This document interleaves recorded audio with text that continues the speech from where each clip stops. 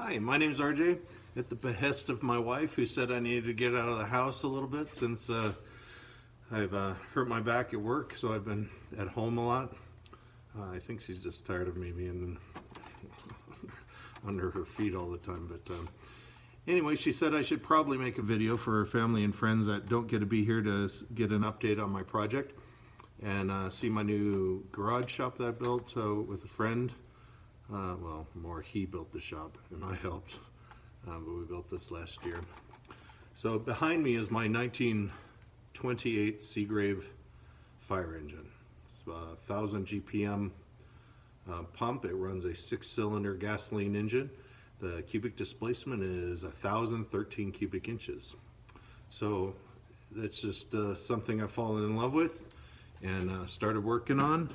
So there is the front part of the frame. You can see the block kind of sticking out and the oil pan here in the foreground.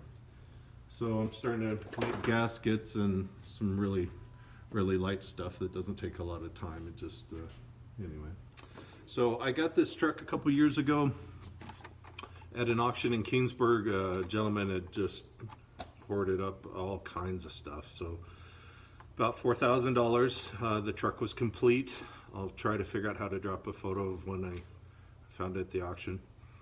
And so I've been tearing it apart for the last 4 or 5 years with the help of the Reliance Fire Museum and Doug Klink. So if you haven't gotten a chance to check them out, they're on Facebook. He's got a web page, but I think Facebook is what Doug's using now to update things. So amazing stuff comes out of there. And if you really are geeky about fire engine stuff, I highly recommend Ultimate Restorations, the restoration of the Kansas City Fox that was also done up at Doug's shop at the Reliance Fire Museum in Estes Park. So to get a look at that if you can. I think it's on Amazon Prime right now. So anyway, if you really want to geek out, there you go. So let's take a walk around the shop.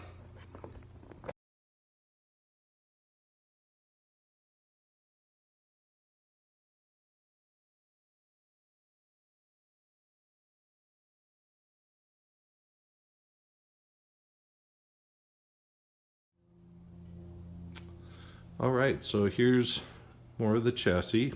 Just trying to get the paint stripped off. I threw a little primer just so it didn't kind of flash rust on me. So this motor, this truck was complete. Had all the headlights and spotlights and bell brackets. As you can tell from behind it, it came out of Amarillo, Texas. They bought 2 in the 20s. I'll talk a little bit more about that in a second, but the big problem was this motor had just been abused, something horrible. So the 5 out of the 6 jugs were cracked, so it probably had water in it. Here are the cylinder jugs.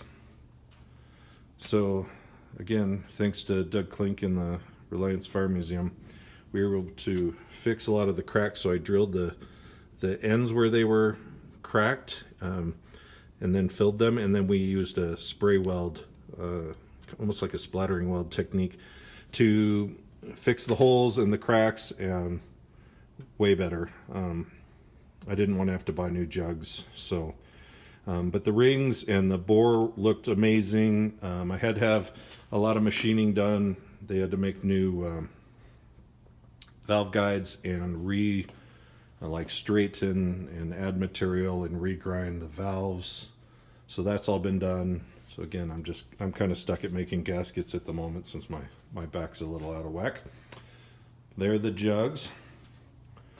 There's the oil pan and integral oil pump turned by this piece. It's upside down, but this piece. So this oil pan just weighs a ton, and it pressurizes this galley and pushes oil up through those holes. And they actually have this sitting there. So it has a spring and then like a cork, kind of a gasket. And if the pressure gets too high, the spring compresses and it blows off excess pressure, which I think is a really interesting system, because we have engines that run at a lot higher PSI. This probably runs at like 7. So you can see how thick the side of the pan is. It's at least an inch. So that's all cleaned up for the most part, especially the outside primered. I'm just using an epoxy primer and just a spray paint on that piece. Starting to paint some motor pieces. Here's the water pump that was rebuilt probably 2 years ago now, a company out of Texas. So it's all new internals with the original external, and they made a whole new shaft. It's got sealed bushings, so I don't really need, these are oilers, but I don't really need to use them. It's just for show now. So that's been done. We'll move down the chassis. A lot of people find the pump interesting. I do too, because it's just massive. I think they call this the B style pump for Seagrave. It's huge. So I wasn't even going to begin to try to lift it out. I think if you were doing a full restoration, all this would come out, but there's just no way I can do it here in my shop. So this is brass. I'm starting to clean up the I just checked the gears on the transmission, and everything there looks actually pretty clean. So I buttoned it back up, but I cleaned the top while I was there. Timken axles, like most heavy-duty trucks.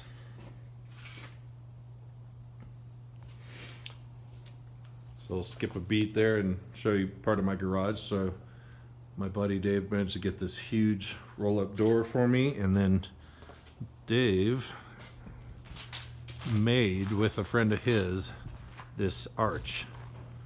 So I have this huge arch in the front of my garage, and that's I wanted it to look more like a fire station.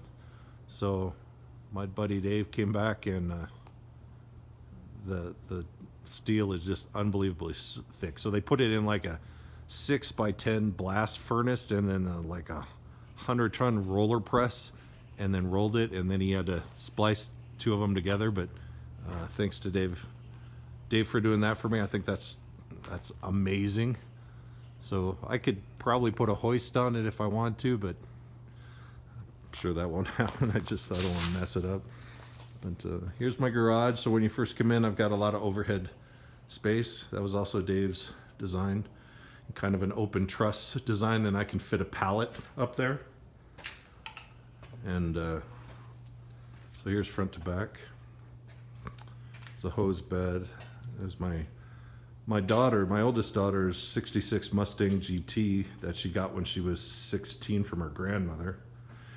And that is probably the greatest show of love I can think of, being a 16-year-old kid with that car. So before I got hurt, I put new rear leaf springs under it, and it needs a little carb work now. It's leaking a little bit, but we'll get to it. Here's the hose bed. It's got some original gold leaf left on it, and a lot of my friends thought I should just keep it like this and spray it, but man, they are so pretty when they're redone. But I think I can at least get a pattern out of that, and I really think it's interesting that they use gold leaf and silver leaf to make these little florets. I'm sure that was something. Seagrave was really known for their artwork on fire engines. Their gold leafing was just amazing. So there's the hose bed. Some point he got hit on this side. I don't know if you can see that ding there where the fender was. I'm starting to try to straighten that out. But really, it's not too bad. It's really, really very straight. And the other loft is most of the fenders, and there's the hose basket, although that had been cut. The back half of that had been cut. It usually mounts on top, and they put it on the right side running board, which kind of made it look cool. I can't decide if I'm going to mount it like that or put it back where it was originally. So here's the cowl all stripped down. Got a little more work to do. I just threw some leftover primer on it, but we're getting close on that. There's the hood again with the gold leaf. Here's all my parts shelving. That's actually tables just stacked up, which worked really well because they're really deep. So here's a carb. This used a Zenith. Waterways, brass, intake manifold. Can't quite see that very well, but pretty huge. Here's the rear lights. Oh, that's a front light. Rear light is here. Here's the spotlight, if I can get it out of here. And they're called Vesta drum lights, and the headlights are the same. I would really like to get those re-nickeled, but I don't know. That might have to wait a little bit. Fuel tank was not the greatest. You can see where somebody had redone this, and you know, any of that airspace really rots out a fuel tank, and I'm sure most of its life it wasn't full, and it probably wasn't full right near that seam. So you can see where it just really thin. And I've seen later ones that are actually made of copper instead of steel. I'd love to find one of those, but they go for a pretty good chunk of money. I think the last one I saw, that guy was asking $4,000 or $5,000. So here's the water tank. That's an original Seagrave water tank. I don't know how much water it held. And again, on that one, I'm trying to go back and forth. I go back and forth whether I should put that on or have more room. I tend to think that everything should be back the way it should be. Well, again, before I got hurt, I pulled off the wheels and the drums, and the drums look amazing, and the bearings were super clean and well greased. So I don't even think I'm going to pull the brakes apart. Maybe make sure things are really free in there and call it good. So I don't think I'll ever wear even the pads out in the time I have it. So, well, I hope to. That'd be cool. So that's a basic rundown of my shop and my current project, and just kind of everything I'm about at the moment. Some Oliver tractor parts in the back there. I don't know if I'll get to that anytime soon, but it's fun. It's a 49, I think, Super 66. So anyway, that's kind of the life of RJ, and I've been calling this the Chingadera Garage, just mostly because I don't know what else to call it. You know, Chingadera, like you don't know what it is. So there you go. Hope you liked my video, and I'll talk to you friends and family and whomever else later. Thanks a lot.